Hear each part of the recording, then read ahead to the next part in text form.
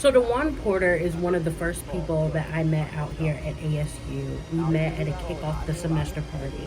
It wasn't at all the way it sounds. I want to say we were both freshmen. He was playing a giant game of Jenga. He was killing it. There was an even larger group of people that were surrounding him.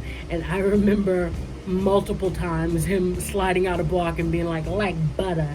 This was like butter. It was great. So I think we played a couple of rounds of Jenga, but we never introduced ourselves. And after that, I started seeing him on campus. He would be strutting down Palm Walk with this bright orange dashiki on, his headphones on, and he's just performing like walking choreo, getting ready for whatever performance he might have had next. He would open doors as if Naomi Campbell was entering the building. He was just a full presence. You could automatically tell that this was a cat who knew how to pull focus and still be authentic to himself. It was almost as if he was performing for himself and the public just happened to score a free show. The second time we exchanged words, I wasn't talking to Djuan, the theater major at Arizona State. I was actually talking to Black Dahlia. She had just made her drag debut at Arcadia's annual drag show. And Miss Dahlia, she was Djuan bold and italicized. She was Djuan electrified. It was your classic Clark Kent Superman chronicle, and I wanted the origin story. I started performing when I was like, probably as soon as I could talk or walk. My mom's always been said that I've always wanted to get up and do dances, or like the only way people could sit and babysit me is if they would turn on music videos, and that's my only way I would be calm and like sit and watch and behave. I remember my mom told me, and this is a story she will literally tell to, I'm pretty sure I'm gonna hear the story until literally I'm never gonna outgrow it, I feel like. But it's so funny because like when I was 4 years old, my mom threw a birthday party for me, and like we were all swimming, having a good time, and everybody was just joking and laughing and having a good time. And Crazy in Love by Beyonce comes on the radio, and my little 4-year-old self jumps out of the whole entire pool and literally just starts doing the choreography from the video, like in front of everyone. And my mom's like, Story, look at your son, look at your son. I'm just like, and supposedly I was just going in, like going completely off. And I feel like that was really the moment when they knew. They were like, yeah, our son's gonna be doing some type of entertaining because it's just second nature for him, so.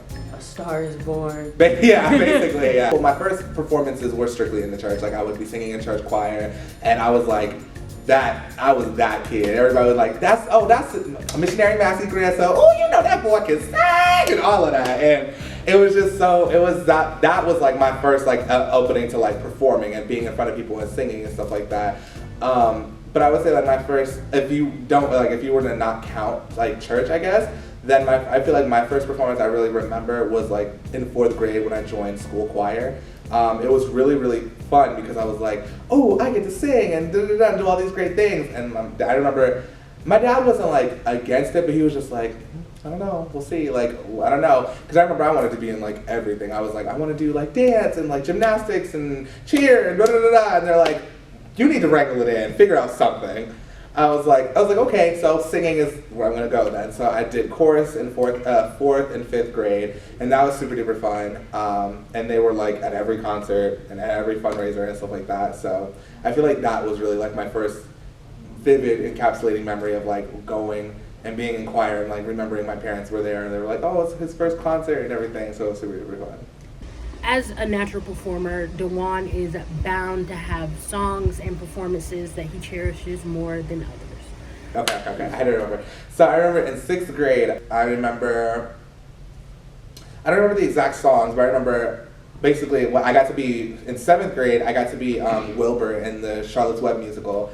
And I remember like loving every moment of that experience. I was like, I'm the starring role. I was like, take that, bullies, like I done made it, like everything. And it was just so funny because like, I remember when I did my audition, so many people were like, oh, like, what? Like, because it was so funny because I remember like everybody who had, like a lot of other people had auditioned with like actual theater, musical theater pieces. And I remember I sang, what song was it? Oh my goodness. I think I sang Beautiful Soul by Jesse McCartney. I think Sing that was some, my audition. please. Okay. I don't want another pretty face. I don't want just anyone to hold. I don't want my love to go to waste. I want you and your beautiful soul. Yes. And so yeah, I remember I sang that, and so people were like, oh, okay, like, they were like, oh, okay, like, Djuan can actually sing. And then, like, when I remember cast list got, like, announced, and, like, everybody was freaking out. They're like, you got the lead part, like, ah! And it was like, I kind of was like, I knew I was gonna get that lead part, but at the same time, I'm like, I literally am, like, the star of the show now. Like, this is insane. And so then, of course, my whole family, a bunch of them drove out for that to come see me perform in that. Oh my gosh, I have so many different songs that I love to perform. Oh, I will say, okay, also, I will say my all-time favorite thing performing. I was in high school. It was my senior year? It was either my junior or my senior year. No, had to have been my senior year. I was choreographing for a show choir when I was in show choir in high school. So I was, at the time, when I first started show choir, I was in one show choir and concert choir. So like show choir is more pop tunes, musical theater, concert choir being more concertos, jazz and magical music and different things like that. So by the time senior year had rolled around, I was in 2 different show choirs and choreographing for full time for a show choir too. And so I was like, whoo, like this is a lot. But I loved every minute of it. And it was so funny because it came down to, in the choir I was choreographing for, we were singing Like I'm Gonna Lose You by Meghan Trainor and John Legend, and I was like, I want this solo so badly. And it's like, not even to be shady, but like a lot of the boys couldn't hit John Legend's notes. So I'm like, I think I got this solo. And so I did get it, and I just remember like being able to put so much soul into it, because I was like, this is such a like encapsulating moment. I was like, basically, I was like, this is my baby. I was like, this has been my kind of like my fingerprint on the program. Like, all of this choreography you see at this show, at these 2, like the first semester and second semester show, was all my choreography. All of the choreography that we had learned and taken to competition was all mine. Like, it was crazy. Like, I had literally, at one point in time too, had one of the judges from our competition step down from her judging table and was like, I just want to let you know how much of an amazing performer you are. Like, I love your choreography. Like, you're great. You do amazing work. And I was just like, and I remember I was just shaking, because I was like, that's the first time I had ever literally had a complete competition judge step down from her table and say anything. Like, even my director was like, I've never seen that before. So like, that's really awesome. So I was like, ah. Djuan was bit by the entertainment bug in infancy. His parents and his family were more than happy to support his early career, and even when kids were cruel, his talent and work ethic were undeniable. Until he went to college and pitched a drag show as a fundraiser for his fraternity, Epsilon Sigma Rho Multicultural Fraternity Incorporated. So you were talking to me about wanting or pitching the idea of hosting a drag show for a fundraiser or cute little social event, and you described this backlash. So talk to me about the genesis of the situation to revelations, or to where you are now. Right. Basically, I had just pitched the idea of hosting a drag show, like you said, as like a fundraiser, social, you know, and it was it was met with a lot of backlash, which really was surprising to not only me, but also a lot of other members of our chapter, just because like our organization itself found its pride itself on being multicultural and usually being very open-minded and different things like that, and progressive in a lot of our ways. So for that idea to be met with a lot of backlash, it was really surprising and also kind of upsetting. And things kind of just got a little bit I wouldn't say worse, but I would say they got a little bit of how can we make tiny adjustments or small compromises to get them to stop complaining, kind of situation. And so it basically boiled down to the fact that like we were allowed to have a drag performer. We were either allowed, if I'm not mistaken, we were allowed to host a drag show, or we were, but no brother, aka like I wasn't allowed to perform or host it, or we were allowed to have what's considered, I guess, like a cultural night, or like kind of like a variety show kind of thing, and we could have a drag performer in it, but it could not be any brother like that. So it could either be a drag show, we host it, nobody perform from the fraternity performing it, that's it, that's all squared away. Or we have a multi-variety kind of show with a drag performer, but again, it cannot be a brother or any participant of the organization. And so I was just like, so it's either don't do it or don't do it.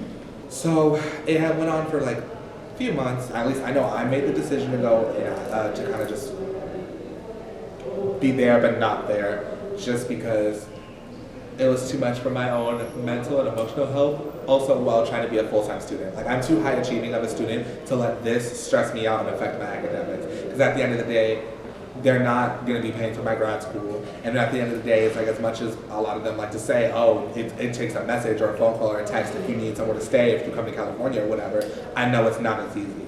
And I know, or at least I know 9 times out of 10 with me being, with the whole climate of everything that happened, I know especially, I'm like,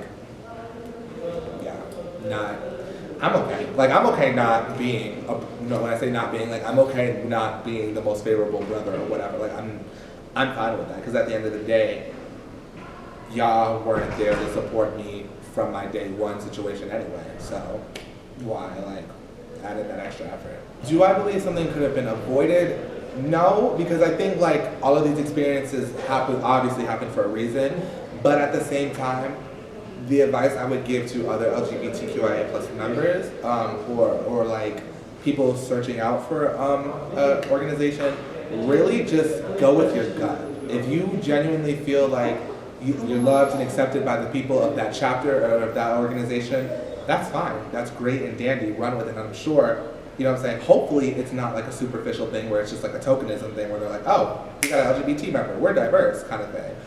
But at the same time, for me, that's kind of what it came down to too, was my gut feeling. I'm like, I love hanging around these guys. They're really cool. They're super supportive. It's like, and on top of that, it was more of like, I also knew that I had other brothers that were of the LGBT community as well. And I was just like, I feel comfortable. Like, I was like, I feel comfortable. I feel as if these are people I can call upon when I need them and different things like that. Like, granted, a lot of them are older and have like a lot of their own lives going on, but like when they can, they are willing to stop and like get on the phone with you or text you or be like, hey, let's catch it. Like, I can't make time right now, but we will make time next week. Let's have dinner, let's talk, different things like that. And so that's why I kind of say just go with your gut, because you will know in your heart and also in kind of in your emotional gut if you feel comfortable and safe enough to be like, are these the same people that I will know that will support me at my highs, that will also support me at my lows as well, kind of thing. Really, the only like solution in the whole situation would just to be like the acknowledgement that like people were being small-minded and very unaccepting and intolerant and like intolerable in the whole situation. Regardless of like a lot of this like inter-organizational like possible conflict that it may look like or whatever, like me, at least I'm gonna speak for me and my chapter, me and my brothers, we're still brothers, we're still there for each other. We argue, we fuss, we fight, or whatever the case may be, but at the end of the day, we still have each other's backs. And I don't want that to be confused or like, oh, like their whole chapter or like, oh, their whole organization is just falling apart. No, it's not that. It's just like there was a disagreement on ideals or a disagreement on who believes that they should be supported more or not. And it didn't get a solution, but at this point it's more of like, all right, it's okay, like we good. So.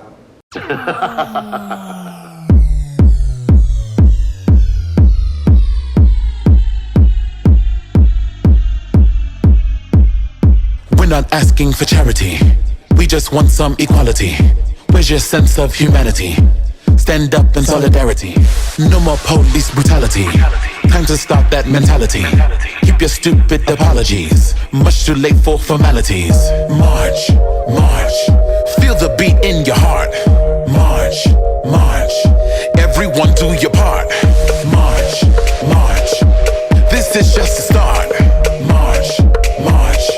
Feel the pride in your heart. March, march. March, march. We don't need another war. Another body on the floor.